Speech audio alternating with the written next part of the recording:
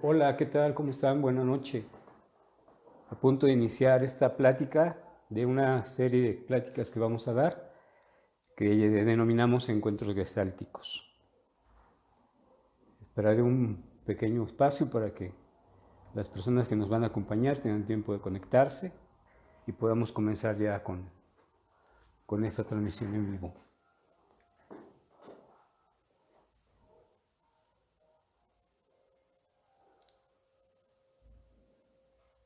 Hola, ¿cómo están? Bienvenidos. Voy a dar inicio con esta plática de lo que es Gestalt. Y antes de empezar, bueno, me gustaría ponerles un poquito en contexto. Mi nombre es Alberto Lerista Juárez. Tengo de ejercer terapia gestáltica desde el año 1989, ya hace 31 años. Y también he sido docente desde entonces.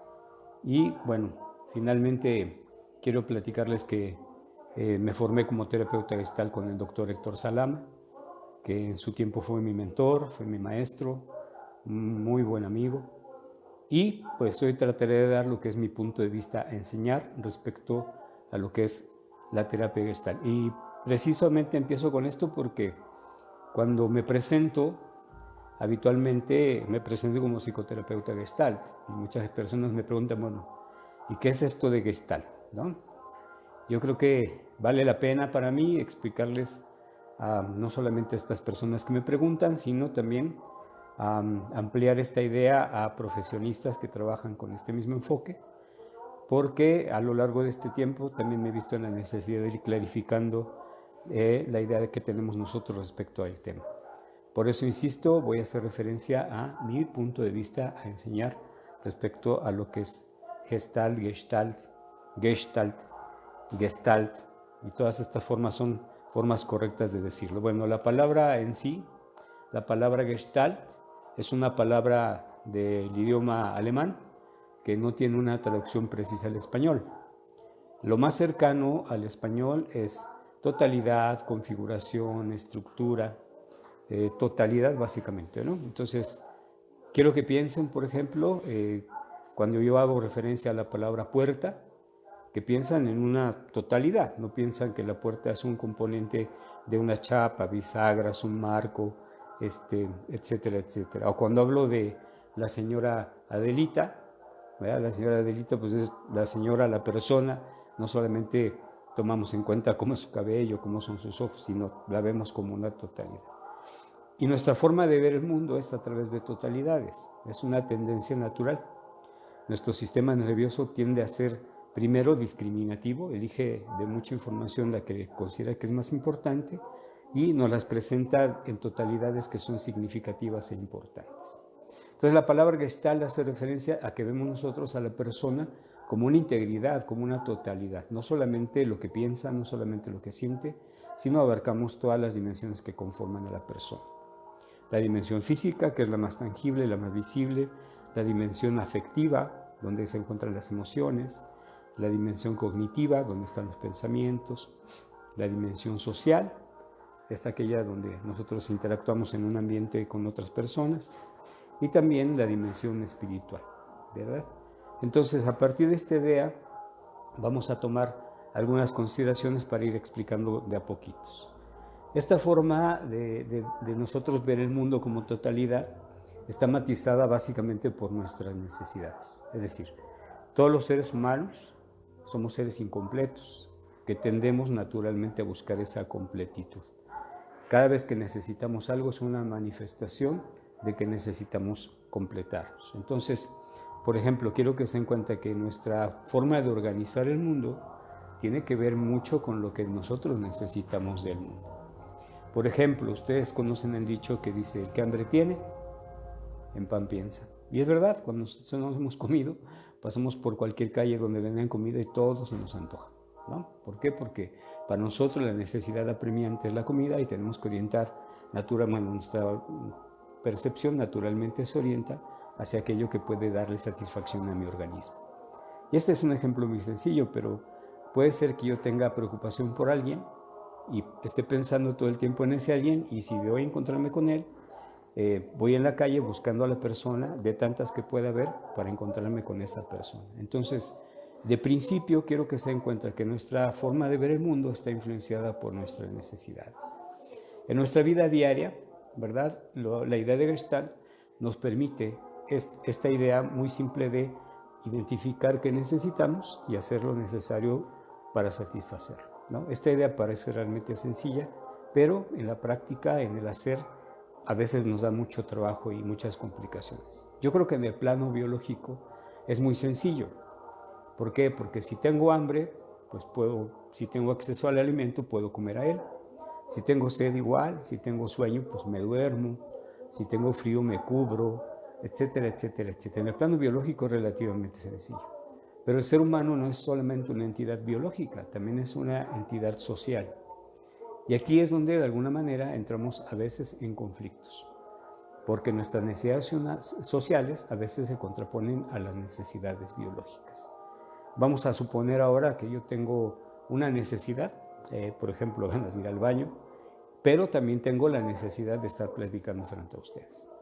Y entonces, ¿no? Si mi necesidad de ir al baño es muy grande, yo voy a estar en un gran conflicto, porque no saber qué hacer, o aguantar, o esperar, o postergar, o posponer hasta lo más que pueda, ¿verdad? Con tal de seguir en la plática con ustedes, o bien puedo salir corriendo, atender la necesidad y volver. Entonces, fíjense bien, porque esto es un conflicto entre mi ser biológico, yo decía, que puede ser atendido naturalmente y rápidamente a veces con el ser social, a veces el ser social es el que nos mete en conflicto. Entonces, en ese orden de ideas, quiero que se den cuenta que las necesidades que tenemos empujan a mi organismo para completarse las necesidades y estar satisfechos. Quiero que se den cuenta que esta palabra de satisfacción es un concepto sumamente importante para cualquier persona. El hecho de estar completos tiene que ver con el atender las necesidades o estar satisfechos. Entonces, desde esta idea muy simple, alguien satisfecho tiende a ser alguien feliz. ¿Queda claro eso? Entonces, por eso es importante, desde esta idea de completitud, buscar tener completitudes bien formadas y bien definidas. Bueno, esto es una idea muy simple para poder aproximarnos a esta idea de Gestalt, pero como yo les he platicado, tengo ya 31 años practicando Gestalt, y cada vez que me encuentro con alguien que se dedica a hacer este trabajo o estén estudiando esta disciplina, o pacientes incluso, yo les llego a preguntar qué es Gestalt.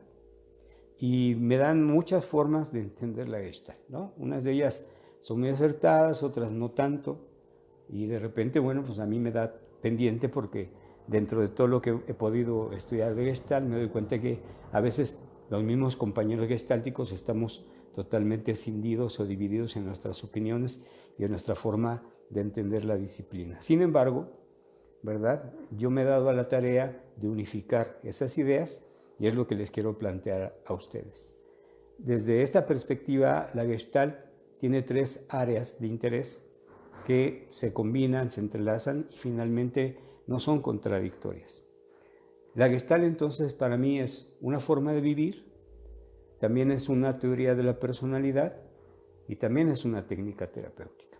Son 3 cosas que debemos considerar, porque en mi práctica, en la experiencia que tengo con la gente, me he podido dar cuenta cómo algunas personas solamente se quedan en la idea de que la Gestalt es una forma de vivir, o bien hay gente que ignora la forma de vivir y se dedica a la parte clínica solamente, o bien hay otras personas de diferentes enfoques que toman herramientas de la Gestalt para aplicarlas y hacerlas útiles dentro de su contexto teórico al que les pertenece. Entonces, fíjense bien, porque voy a empezar a hablar de la Gestalt como una forma de vida, como una práctica de vida. Mucha gente dice que la Gestalt es una filosofía de vida.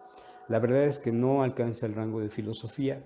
La Gestalt ni siquiera es una ideología, la Gestalt es una práctica. Entonces, esta práctica, ¿cuál es su finalidad o cuál es su objetivo? En este sentido, la Gestalt se ocupa del desarrollo máximo de las capacidades humanas conforme a la propia naturaleza individual. Entonces, fíjense bien, porque estoy hablando de que esta parte del estilo de vida es trabajar con personas que están dentro de lo que llamamos normalidad y que quieren desarrollar sus capacidades al máximo. No estoy hablando de personas que tengan algún padecimiento o alguna enfermedad. La Gestalt como estilo de vida se enfoca básicamente a trabajar con gente que está bien, gente que es relativamente normal, a eso me refiero, digo, porque esos conceptos finalmente son discutibles. ¿Y de qué se ocupa? Se ocupa del desarrollo máximo de las capacidades humanas conforme a la propia naturaleza individual. Es decir, consideramos a la persona como un individuo único y en función y en propósito de esa naturaleza única buscamos desarrollar todas sus capacidades. Y aquí voy a poner un ejemplo que en la actualidad yo estoy observando mucho en el ambiente. La gente piensa que cualquier persona puede ser emprendedora. Y sí pueden ser emprendedores. Potencialmente lo somos. Sin embargo, en la individualidad de cada uno se manifiesta el hecho de que se concrete o no se concrete esa potencialidad. Entonces, nosotros cuando hablamos del desarrollo del potencial humano, hablamos de lo que está en posibilidad de ser, no en probabilidad de ser. Son dos cosas totalmente diferentes. Cuando hablamos de probabilidades, podemos decir que hay una entre miles de millones. Cuando hablamos de posibilidad, hablamos de una entre decenas de oportunidades. Es decir, lo que está posible que se desarrolle es eso. Tiene la facultad y tiene la posibilidad de que sea. Entonces, hablamos en esta parte del estilo de vida de gente que está normal. ¿Y qué es lo que busca el estilo de vida gestáltico? A través de lo que les voy a decir, lo que busca es desarrollar las capacidades humanas. ¿Y cómo se logra esto? Bueno, primero a través de la actualidad temporal. Es decir, desde el estilo de vida gestáltico, lo que nosotros buscamos es vivir en el presente en contraposición a experimentar el pasado o el futuro. Entonces, fíjense bien, porque Gestalt como práctica de vida nos pide estar en la situación de temporalidad, en el presente. ¿Ok? ¿Por qué? Porque todo lo que vivimos sucede en ese eterno presente. El pasado es una experiencia que tengo en mi memoria. El futuro es una experiencia que puedo generar en mi imaginación. A eso nosotros le llamamos fantasías, ¿no? La Gestalt es una terapia de lo obvio. Cuando hablo de esto, ¿verdad? Hablo de que nosotros estamos en continuo contacto con la realidad tangible, la realidad obvia. Obvio es lo que se demuestra por sí mismo. Aquello que no necesita una explicación ni una demostración. Aquello que tú y yo podemos evidenciar. Y necesitamos tener mucho cuidado con esta idea del obvio porque a veces la gente piensa que el obvio es aquello que va tras una lógica y que se puede explicar a partir de un argumento. No necesariamente. Lo obvio es aquello que se demuestra y que puedo yo evidenciar a través de mis sentidos. En Gestalt habitualmente trabajamos con eso, con la realidad. ¿Qué es lo que está ahí? A veces necesitamos del pasado, claro, porque hemos tenido aprendizajes, hemos tenido experiencias. También necesitamos del futuro y para eso necesitamos algo que denominamos pensar. Y en este sentido, desde la idea gestáltica del estilo de vida, se ve el pensamiento como algo que no está tan bien. Se ve como un sustituto o una realidad minimizada. Y tiene razón. Sin embargo, la función organísmica del pensamiento es la creación, la creatividad. Entonces, sí tiene sentido pensar, ¿verdad? Tanto para tener información pasada como para, a través de la creación, generar situaciones que a mí me convienen y son importantes. Entonces, acuérdense, en Gestalt lo importante es aquí y ahora. Por eso mucha gente define la Gestalt como la Gestalt del aquí y el ahora. Y eso a veces lo toman como un cliché. Realmente practicar la actualidad temporal es muy difícil. Es un ejercicio continuo, es una práctica. Recuerden, no solamente tener la idea, ¿no? Sino es estar ejercitando el mantenernos en el presente. ¿Okay? La segunda, dentro de la actualidad temporal, le continúa también la actualidad espacial. ¿Qué es esto? Nosotros orientamos nuestra vida a lo que está presente, no a lo que está ausente. ¿Con qué me relaciono? Con lo que tengo aquí, no con lo que no está. Y quiero que se den cuenta que esto es sumamente importante. Voy a poner un ejemplo de esto. Hace muchos años, mi padre estaba enfermo, estaba en el hospital, yo estaba muy angustiado y estaba en una situación de proceso terapéutico y le comparto a mi psicoterapeuta que yo estaba muy angustiado por mi papá y lo estaba sufriendo, de verdad yo lo estaba sufriendo. Y en eso mi terapeuta muy dulcemente, muy tranquilamente me mira y me dice, oye, Tú ya mataste a tu papá está en Puebla, en el hospital, y tiene razón, yo ya estaba con algo que no estaba, yo no estaba con mi papá. Entonces quiero que se den cuenta que a veces nos relacionamos con cosas que no están y dejamos de estar en la actualidad y en la espacialidad del momento que nos toca vivir. Por último está la actualidad sustancial. ¿Qué significa eso? En Gestalt preferimos el acto en contraposición al símbolo.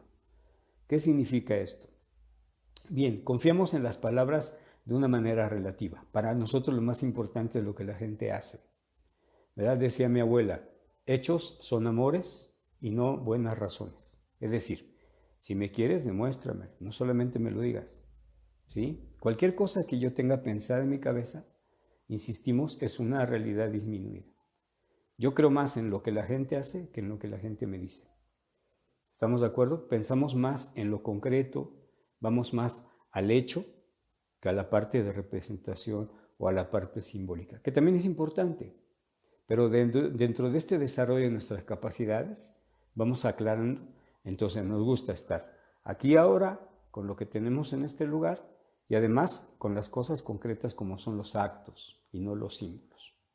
Aunado a esto, a todas las cuestiones de temporalidad que he mencionado, el estilo de vida Gestalt tiene que ver con la atención y la aceptación de la experiencia.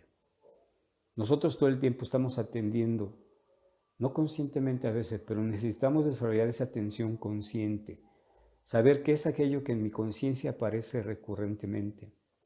Y puede ser algo que pasa afuera de mí, puede ser algo que estoy pensando o puede ser algo que estoy sintiendo.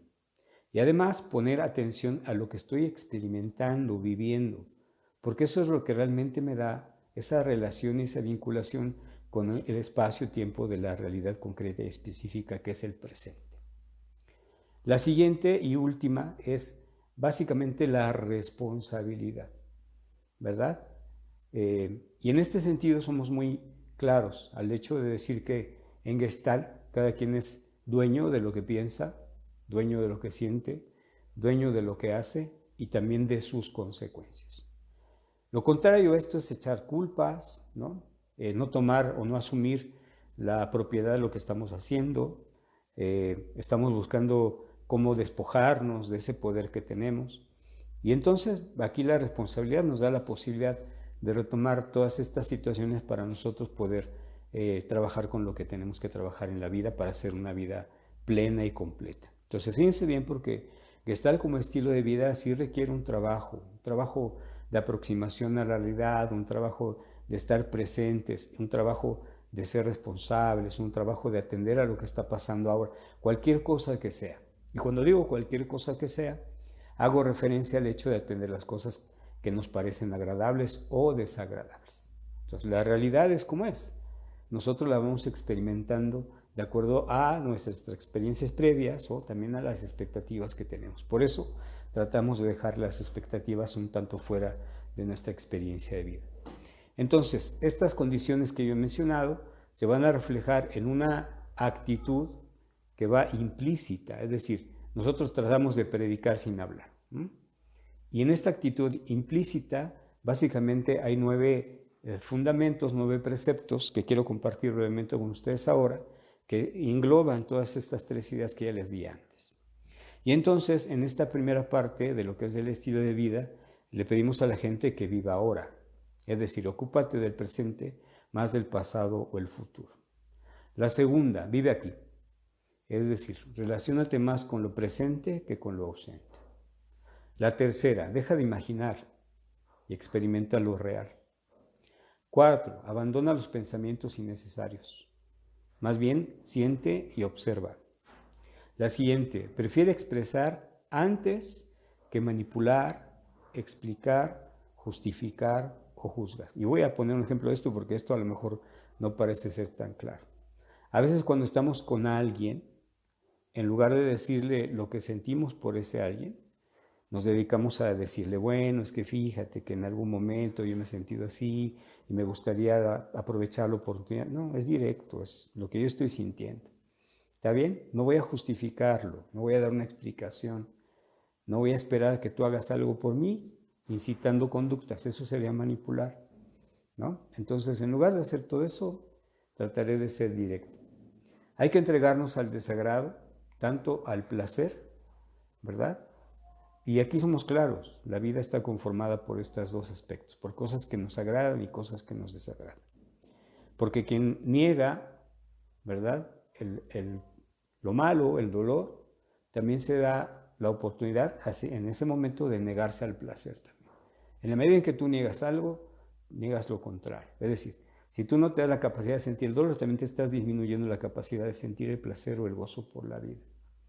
No aceptes ningún otro debería o mandato, o tendrías que, deberías de, más que los tuyos propios. ¿Ok?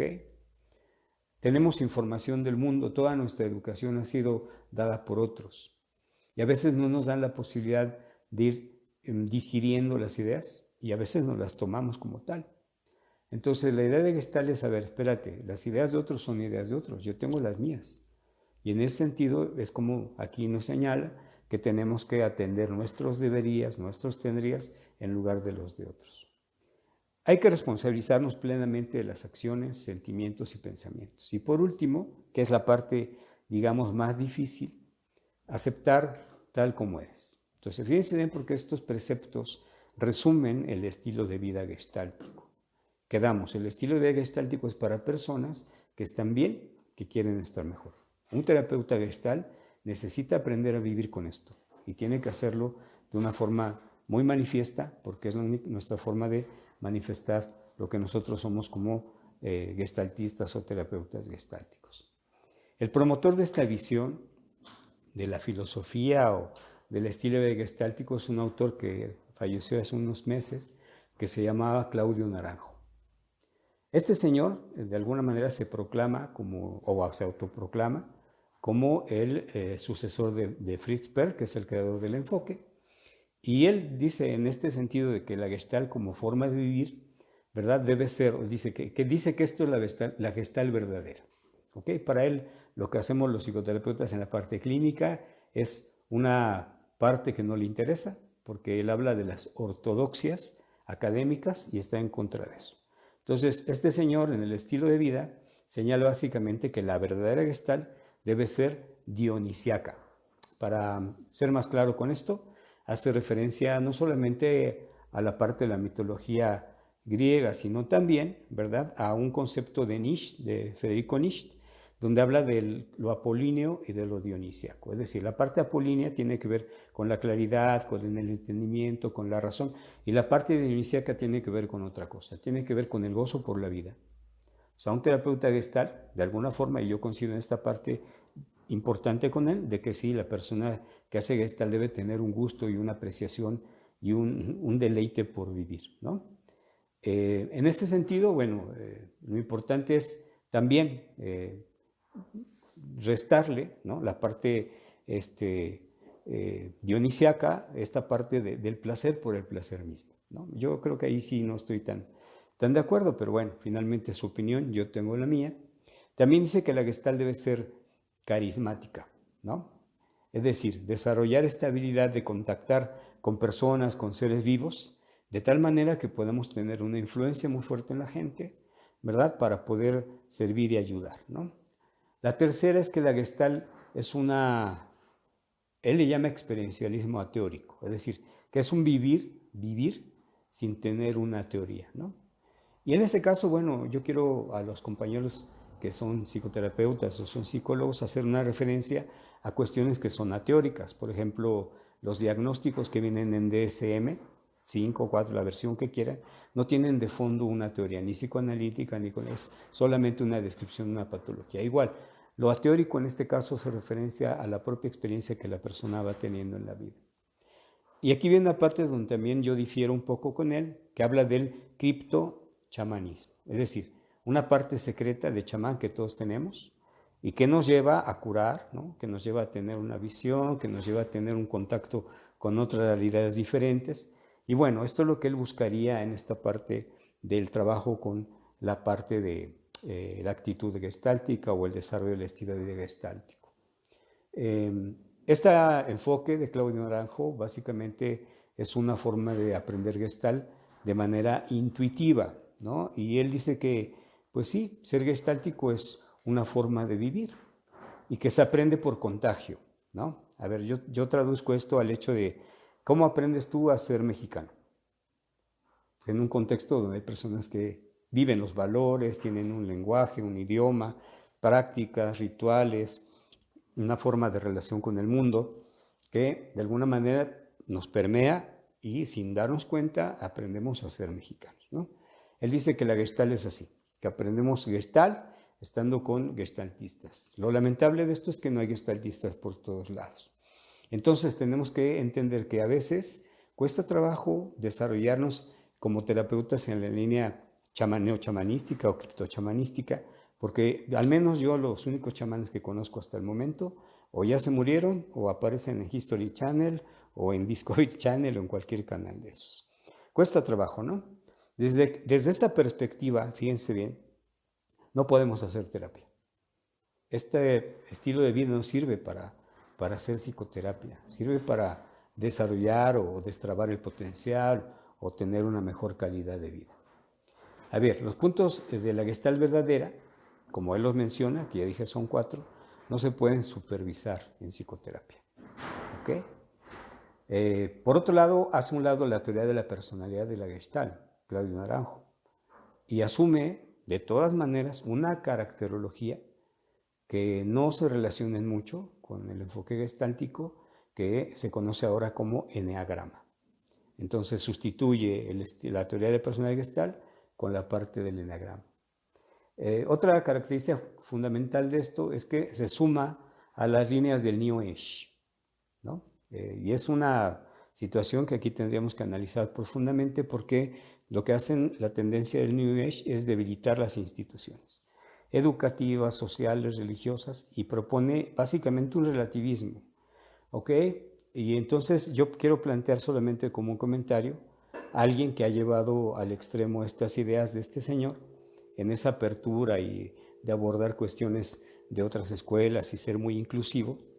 Hace unos años salió una publicación en Uruguay que se llama De la secta, de la Gestalt a la secta, ¿ok?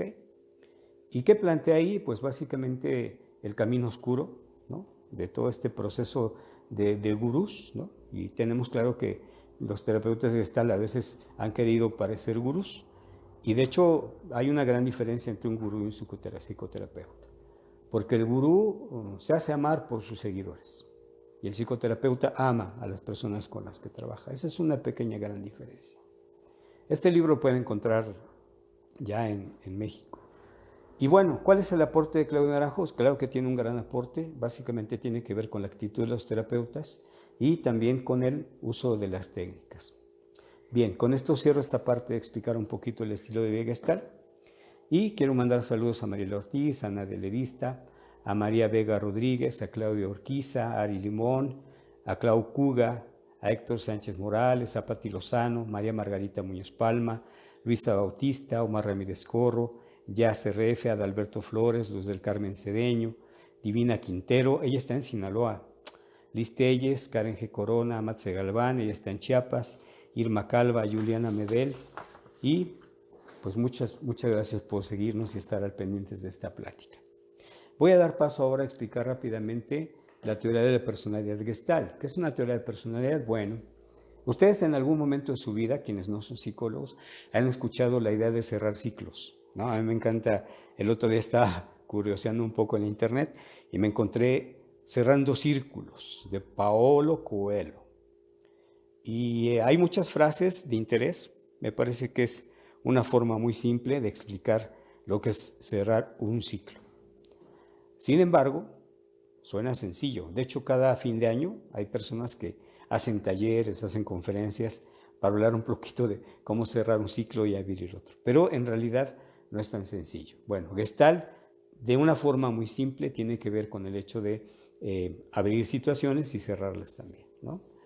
Fíjense bien porque la Gestalt se centra técnicamente en el hecho de identificar una Gestalt, que es una necesidad, y posteriormente hacer todo lo necesario para cerrarla. Entonces la salud desde la idea de Gestalt es que tú tengas una necesidad y que la termines, que lleves a bien la satisfacción de esa necesidad. Entonces, cuando no se cierra es porque hay asuntos que nos impiden cerrar o terminar y eso genera ansiedad. Una situación que no está resuelta tiende a buscar su resolución una y otra y otra y otra vez hasta que no se resuelve, ¿verdad? A veces tenemos una idea metida en la cabeza y está duro y duro y duro y no cesa hasta que nosotros no resolvemos lo que nos está pidiendo esa idea que tenemos. Fíjense bien porque cerrar ciclos que aparecen como algo muy sencillo, realmente es algo muy complejo y nos puede llevar mucho tiempo. Tenemos que empezar a entender que el identificar una necesidad a veces no es tan sencillo. ¿Por qué? Porque voy a explicarles ahora por qué no. Primero, cuando nosotros estamos satisfechos por algo, esa satisfacción nos puede durar minutos, horas, segundos, días, ¿no? Dependiendo de la magnitud de aquello que hemos resuelto. Y voy a poner un ejemplo de algo que puede durar varios días. Cuando recibimos un grado académico, ejemplo, cuando terminé mi carrera, cuando hice mi examen profesional, cerré un gran ciclo y la satisfacción de cerrarlo me duró bastantes días, ¿no? Pero, por ejemplo, hablo de, tengo una necesidad de aprender, entonces me pongo a leer, cierro la necesidad, tengo el conocimiento que adquiero y la aplicación o no aplicación depende de, bueno, ahí tiene que ver con la satisfacción que puedo obtener o no, según la aplicación o no aplicación que tenga de ese conocimiento. Y podemos hablar de situaciones en la vida desde las más sencillas hasta las más complicadas. Podemos hablar desde la parte espiritual también, cuando estamos en paz, nuestra alma, lo que yo llamo alma, yo soy católico, entonces de repente digo, yo estoy tranquilo, estoy en paz, ¿no? No tengo ningún pendiente, no tengo ningún remordimiento, no tengo ninguna culpa, me siento muy a gusto. ¿Cuánto me dura eso, de tener esa sensación de satisfacción? Ya dije, dependiendo de la necesidad que yo haya resuelto o abordado. Entonces, fíjense bien porque aquí lo más importante para mí es saber que ese reposo en el que yo me encuentro después de satisfacer una necesidad se ve perturbado. ¿Por qué? Por otra situación que son sensaciones, que no tengo claro qué es todavía, pero que están, digamos, ¿no?, surgiendo en mi organismo y que naturalmente se van a dar hasta que se van configurando en algo muy significativo, que es a lo que nosotros llamamos necesidad. Se forma una figura, ¿verdad? Es decir, nosotros cuando vemos las cosas o las escuchamos, las organizamos en forma o figura y fondo. Piensen, por ejemplo, cuando miran la televisión, que de repente está el protagonista en primer plano y detrás lo demás se ve borroso. Eso es el fondo. La figura es el actor en primer plano. De repente algo pasa y del fondo se va clarificando y aparece una figura y el protagonista pasa al fondo. Eso es, identificamos una gran cantidad de sensaciones, la que se configura con mayor fuerza y aparece como una necesidad a nuestra conciencia. Después de que tenemos clarificada la necesidad, y hay que entender que hay una gran diferencia entre necesidad y deseo. La necesidad es algo muy sencillo de satisfacer, y pongo un ejemplo, ¿verdad? A lo mejor la comida, dice, bueno, pues tengo hambre, como cualquier cosa y estoy satisfecho. Pero no es así, porque a veces se intervienen los deseos. O sea, a lo mejor ustedes dicen, yo tengo deseos de comer una parrillada, de comer un cóctel de camarón. Entonces, eso ya es un deseo. Y también perfila nuestra necesidad, ¿ok? Después de eso entra una fase donde nosotros tenemos que involucrarnos con esa necesidad, pensar un poquito si contamos con los recursos para hacerlo, saber si podemos nosotros allegarnos al satisfactor y una serie de circunstancias previas a incluso mover un dedo. Todo esto sucede sin que nosotros hagamos nada. Todo es un proceso de sentir, es un proceso de percibir, es un proceso de pensar y hasta ahí vamos bien. El siguiente paso es empezar a movernos hacia el mundo. Y aquí ya involucramos nuestro organismo, nuestro cuerpo, ¿verdad? Nuestros músculos, nuestro esqueleto, nuestros sentidos, y nos dirigimos al satisfactor, cualquiera que sea. Después de que lo tenemos enfrente, entramos en una fase de precontacto. Es decir, en ese momento ya tenemos al satisfactor, no entramos en relación todavía con él. Lo vemos ahí, está delante de nosotros, ya lo podemos nosotros a la distancia, a la cercanía, empezar a notar que está ahí. Después de eso viene el contacto, ¿verdad? Que es el atender adecuadamente el satisfactor para poder volverlo un insumo para mi organismo. Escúchenme lo que digo, un insumo, algo que realmente puedo llevar, probar, saborear, digerir, etcétera, etcétera, etcétera. Hay cosas que no las hemos convertido en insumos y a veces no las tragamos. Eso es un proceso que impide el cerrar un asunto pendiente. Pero ahora, entiendan bien, porque esta parte del contacto es fundamental. El contacto es cuando entro en relación con el satisfactor, cualquiera que sea. Entonces, fíjense bien, porque en la parte que hablé previa, el punto importante es la identificación de la necesidad, que tiene que ser muy clara, tiene que ser muy viva, para poder yo hacer todo lo demás hasta llegar al satisfactor y después entrar en una relación plena con el satisfactor, con toda mi persona, no solamente con aquella parte que esté involucrada como mi gusto, mi olfato, mi intelecto, sino procuraré estar en relación con eso, con toda mi persona. En el momento en que entro en contacto con el satisfactor, la necesidad empieza a desaparecer. Y después de que pasa eso, mi organismo se pierde energía de esa necesidad y se va a un estado nuevamente de reposo para volver a empezar. Nosotros todo el tiempo estamos en eso. Y hablo de necesidades de alguna manera abarcando cualquier ámbito que ustedes quieran, social, intelectual, espiritual, biológico, etcétera, etcétera, etcétera. Este proceso de atender una necesidad y satisfacerla puede ser muy simple. Sin embargo, no es tan simple a veces. ¿Por qué? Porque tenemos experiencias que impiden que ese flujo natural de experiencia se lleve a cabo así, con fluidez. Y entonces, por ejemplo, llega el momento en que nosotros no podemos estar en reposo. Hay personas que no saben estar en reposo, ¿verdad? Voy a poner un ejemplo de eso, ¿verdad? Hay personas que terminan una cosa y sin darse el tiempo suficiente para asimilar aquello que terminan, ya empiezan otra. Un ejemplo bien sencillo, ¿no? Hay chicos o chicas que antes de terminar bien una relación, ya vieron otra. Entonces no se dan tiempo para tener un espacio de reposo, ¿no? Entonces puede ser que la relación nueva esté contaminada por lo que en la otra relación no quedó bien cerrado, bien estructurado. Entonces no sabemos descansar, tampoco sabemos a veces empezar cosas. Fíjense bien, ¿eh? Hay personas que ni siquiera empiezan cosas y ya las tienen pendientes. Y voy a poner un ejemplo también de esto, ¿verdad? Yo conozco una persona que en alguna Navidad se propuso tejerle una bufanda a su hijo. Y entonces dijo, ay, sí, voy a tejer. Y empezó la bufanda, ¿verdad? Y no la terminó. Entonces el año siguiente dijo, pues ahora sí la termino. No la terminó, ¿no? El chico ya tiene 20 años y no ha terminado la bufanda. O sea, tiene un pendiente que nunca lo abrió, pero nunca lo cerró. O sea, no sabe empezar algo. Otra parte importante es el hecho de permitirnos sentir. Nuestro cuerpo es un sensor muy fino. Todas nuestras necesidades tienen como origen, la gran mayoría, toda nuestra experiencia corporal. Mi cuerpo me dice que necesito. Y necesito estar bien claro de cuáles son las sensaciones que tengo para que se vaya conformando adecuadamente una necesidad. Y en nuestro interior podemos tener sensaciones de todo tipo, pero unas son muy importantes. Y esas sensaciones muy importantes tienen que ver con las emociones y con los sentimientos. Tenemos muchos sentimientos reprimidos, muchos sentimientos guardados, muchos sentimientos inhibidos y también tensamos nuestro cuerpo para no sentir. Muchas personas cuando no quieren sentir algo, cortan la respiración, dejan de sentir. La respiración está asociada a la sensación. Si se dan cuenta, a cada emoción le corresponde una forma muy específica de respiración. Si estoy contento, respiro de una manera, si estoy enojado, respiro de otra manera, y así sucesivamente. Entonces mi cuerpo me va indicando de una manera clara, viva, si yo lo permito, ¿verdad? También que yo vaya encontrando cuál es la necesidad que yo tengo que atender. Sin embargo, muchas personas lo que hacen con su cuerpo es comprimirlo, lo anestesian.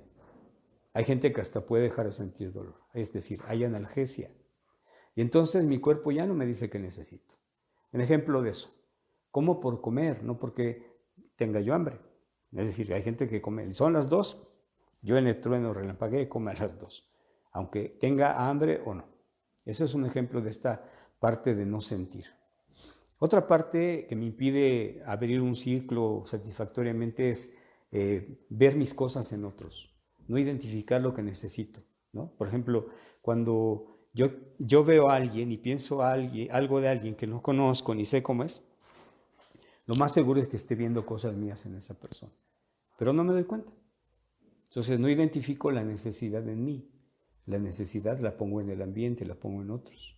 Y pienso que los otros son los responsables de lo que a mí me pasa. Entonces yo no hago las cosas porque quiera, o yo sea el dueño de lo que hago, ¿no? Otros me dicen, otros me mandan, ¿no? Etcétera, etcétera. Eso también impide que yo tenga una sensación bien definida y pueda empezar a mover mi organismo hacia lo que necesito. Otro elemento que impide que yo tenga una situación bien definida, ¿verdad? Es lo que nosotros llamamos introyectos, que son pensamientos que no son míos, son puestos por otros, que de alguna manera, ¿verdad?, interfieren en mi forma de ser o de actuar. ¿Ya? Nosotros aprendemos de nuestra familia, del ambiente, de la escuela, cosas que piensan ellos que son buenas para nosotros, y muchas veces lo son. Entonces, hay ideas que son muy sintónicas con mi forma de ser y otras que no. Entonces, yo tengo que ser muy claro con aquellas que me obstaculizan, que me impiden verme a mí mismo. También en un movimiento, algo que me impide llegar a cerrar un asunto inconcluso o un asunto cualquiera, tiene que ver con el hecho de volver la energía contra mí. Es decir, no voy al ambiente, me aguanto, me quedo con las ganas, me quedo ahí. Entonces, toda esa energía que va destinada a movilizarse al ambiente, la dejo detenida en mi musculatura, en mis órganos. Y esto genera a veces que naturalmente me enfermo. Entonces, también es una forma de impedir atender satisfactoriamente una necesidad. Otra es la evitación. A veces hacemos todo por lograr algo, ya lo tenemos enfrente y en el mero momento de entrar en relación con el satisfactor nos retraemos, ¿verdad? O evadimos o le disminuimos esta urgencia de la necesidad para no enfrentar lo que está delante de nosotros. Otra forma de no tener una adecuada satisfacción es a través de quedarnos pegados al satisfactor, ¿no? En el contacto, cuando él decía tomar aquello que necesitamos, nos quedamos de hecho pegados a esa condición de estar tomando siempre no nos podemos separar del satisfactor, nos quedamos pegados a él, ¿no? Y si no nos quedamos físicamente pegados a él, emocionalmente, mentalmente, en el pensamiento, nos quedamos adheridos a algo o a alguien. Ya no puedo identificar quién soy yo y quién es aquello que estoy entrando en relación. Y esto pasa mucho con las parejas, ¿no? De repente hay una persona que se maneja diciéndole al compañero o a la compañera, vamos a hacer lo que tú digas, como tú quieras, y etcétera, etcétera, etcétera. Entonces, cuando dos son iguales, uno de los dos se anula. También otra forma de impedirnos cerrar un asunto y llegar al cierre satisfactoriamente son las ideas que tenemos ahí fijas. ¿Ok? Tenemos pensamientos recurrentes, no podemos separar nuestro pensamiento de algo, estamos rumiando, estamos dándole vueltas todo el tiempo. Entonces, este tipo de pensamientos me impiden terminar algo y naturalmente empezar. Entonces, dense cuenta cómo cerrar un asunto cuesta mucho trabajo a veces y lo que hacemos en el enfoque gestáltico es hacer o permitir que las personas vayan resolviendo por estas fases cada uno de los momentos hasta llegar a entender qué les impide y además resolver esa condición que les impide para tener esa disposición a cerrar asuntos satisfactoriamente. Aquí hay un punto importante que sí me gustaría como ampliar, que tiene que ver con el hecho de la satisfacción, con la saciedad. Porque muchas veces tomamos cosas, las volvemos un insumo, pero no somos conscientes de que ese insumo ya es suficiente para la necesidad que tenemos que atender. Voy a poner un ejemplo de esto, ¿verdad? Cuando hay una pareja de chicos que son novios en la escuela, la secu, en la prepa, son chicos que comparten el mismo espacio, son compañeros de grupo, se sientan uno adelante, otro atrás, uno al lado, y se la pasan mandándose mensajitos, ¿ok? Todo el tiempo. Termina la clase, salen al receso y están acompañándose ellos dos todo el tiempo. Termina la hora de escuela, se van a la ruta del autobús y pues ahí se despiden un ratito, pero por aquí está subiéndose uno al autobús, ya le está hablando por celular a la otra o al otro, y hasta que llega a su casa. Llegan a casa y se hablan por teléfono, ¿no? En eso las mamás o los papás los llaman para comer, se desatienden tantito, pero después de eso regresan a hablarse y se quedan de ver para seguir trabajando después de la comida en la casa de alguien. Y de ahí hasta la noche, que se van y se separan, se hablan por teléfono en la noche y ya saben que cuesta trabajo despedirse, ¿no? Que de repente uno le dice, bueno, tú cuelga, no, tú cuelga, no, tú cuelga. Entonces dense cuenta cómo tenemos una forma de estar en contacto permanente con esta persona que da gratificación y que no le damos espacio para darle cabida a otro tipo de experiencias más que esa en la vida. Esto es un ejemplo muy simple de lo que podría llegar a pasar con una persona que está fijada en una situación de estas. Entonces, fíjense bien, porque cerrar ciclos nos lleva mucho trabajo, nos lleva mucho tiempo y de tal manera que a veces una serie de ciclos no resueltos nos lleva a establecer estructuras de carácter. Ojo con esto. Porque una estructura de carácter es una estructura creada por nosotros en algún momento con el propósito de protegernos y de ayudarnos, pero que se ha vuelto crónica y es algo que ya no es funcional para nuestra vida. Entonces, muchas veces en este proceso encontramos 8 estructuras de carácter de acuerdo al tipo de interrupción que nosotros hacemos de este proceso. Y eso es donde sí se requiere terapia. Ahí se requiere un tratamiento especial, un acompañamiento, una forma en que nosotros podemos establecer estrategias para poder deshacer todas estas conductas que nos impiden vivir atendiendo satisfactoriamente nuestras necesidades. Entonces, fíjense bien porque si se dan cuenta, hablar del estilo de vida es diferente, hablar de la psicoterapia en un contexto con la teoría de la personalidad es totalmente diferente. En la teoría de la personalidad, esta sí se puede enseñar y se puede aprender. De hecho, ya hay universidades que tienen posgrados en eso. También se puede supervisar. Se trabaja con procesos más que contenidos. Se le conoce también ahora, ¿no? Es lo malo de las modas, ¿no? Hablan de la Gestalt relacional. Esto de la Gestalt relacional es un invento. La verdad es que la Gestalt siempre ha sido relacional. Y finalmente, bueno, pues ahora lo ponen como el primer plano, pero la verdad es que esto no es nuevo. Y nosotros lo que hacemos en todos los cursos que nosotros damos de Gestalt, de este entrenamiento que tenemos al servicio de la gente, lo denominamos Gestalt estratégica, ¿verdad? Nosotros tenemos ciertamente una formación que acompaña el estilo de vida, que tiene un sustento en la teoría de personalidad y que para partir de aquí diseñamos estrategias de intervención, por eso hablamos de Gestalt estratégica, para llevar a buen fin a las necesidades que el paciente tiene en relación al mantener su salud emocional y psíquica. Finalmente, voy a comentar que la Gestalt es una técnica y básicamente hablamos de tres modalidades. En Gestalt solo hay 3 técnicas. ¿Va? Bueno, concepto de lo que es la técnica, porque habrá miles de ejercicios, miles de experimentos y hay gente que dice, bueno, voy a aplicar una técnica gestáltica. En realidad no, está aplicando un experimento, una vivencia.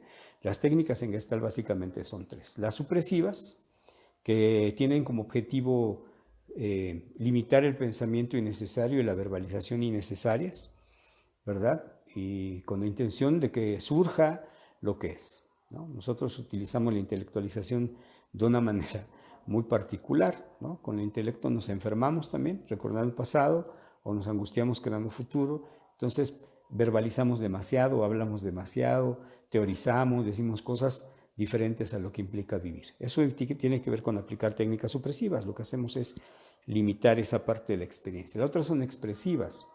Y aquí lo que buscamos es permitir el continuo de un proceso emocional hasta su finalización, que se manifiesta en conductas, ¿no? Es decir, yo hablaba hace rato que las personas se limitan, se quedan, no pasan a la acción. Lo que hacemos con las técnicas expresivas es básicamente permitir que la gente tenga un espacio de poder compartir o llevar al ambiente aquello que necesita llevar. Y las técnicas de integración, con ellas le devolvemos al potencial proyectado, ¿verdad? O desposeído de uno, o alienado, como quieran ver, algo que yo no quiero tener y lo dejo y entonces formo huecos en mi personalidad.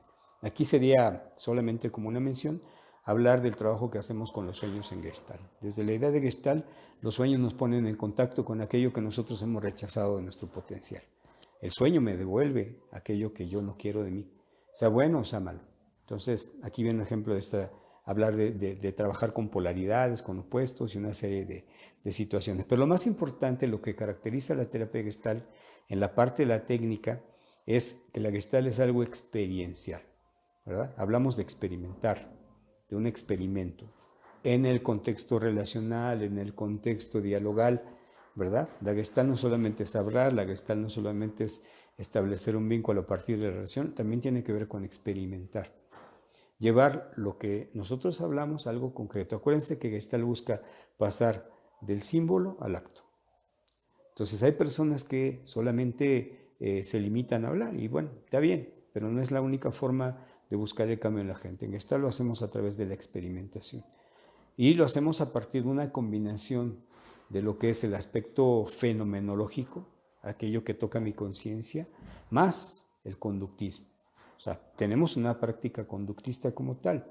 En Gestalt hablamos de la teoría del cambio en base a esto, ¿no? En Gestalt no creemos en las buenas intenciones.